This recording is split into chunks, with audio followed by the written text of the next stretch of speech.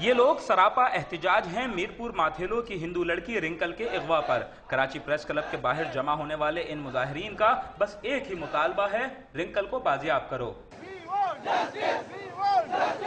Wrinkle کے اہل خانہ اس اغوا اور زبردستی اسلام قبول کرانے کا الزام دھر رہے ہیں رکن قومی اسمبلی میاں عبدالحق عرف میاں مٹھو پر۔ ان مظاہرین کی نگاہیں بھی انصاف کے لیے سپریم کورٹ کی جانب اٹھی ہوئی ہیں اور سب کی طرح چیف جسٹس افتخار محمد چودھری سے از خود نوٹس لینے کا مطالبہ کر رہے ہیں۔